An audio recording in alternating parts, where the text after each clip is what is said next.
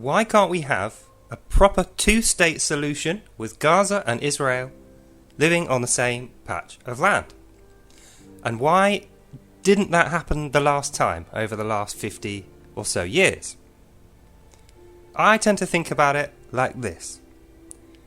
If you live next door to a family and that family attacks you, hassles your family members, and you defend yourself and they say that you're attacking them, then you both have to share one house, so you have half the resources and half the space and half the privacy, and you have to share amenities. I tend to think that probably wouldn't be much fun for either one of the families, especially if those families didn't really want that, you know, if they weren't actually interested in sharing a house together. As you know, sharing anything with someone is difficult. It only really works if both parties co-opt, if they are cooperative with the other party, you know, if they're forgiving and patient. And so I feel with Gaza and Israel, regardless of the history, even if history wasn't a thing and they've forgotten all of it, they're not interested in sharing, and they don't like each other. Plus, they would never agree who gets which bit. Who gets the ultimate control? Who controls the food, the water, the energy? Who's allowed to have which military base? Or what powers are they allowed? Especially after what's happened since October the 7th.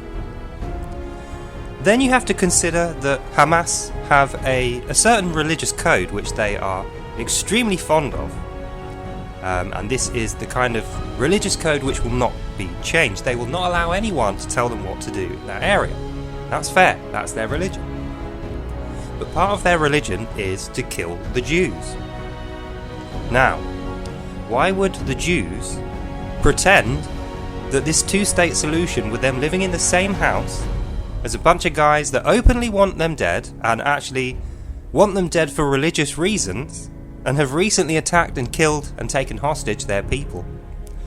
Would it be in their interest to agree to a two-state solution with those people? Would you do it? If you lived next door to someone who hated you and constantly had attacked you, just because some politician in another country somewhere had suggested it, and a few Facebook posts had popularised the idea, would you be willing to share a house with someone who might just kill you in your sleep and take all your stuff and then go, well, they attacked us, after it had already been completed? I think not. So, yeah, that's the end of my little synopsis on why a two-state solution will never, ever happen. As always, thanks for listening, and I'll see you in the next one. Bye.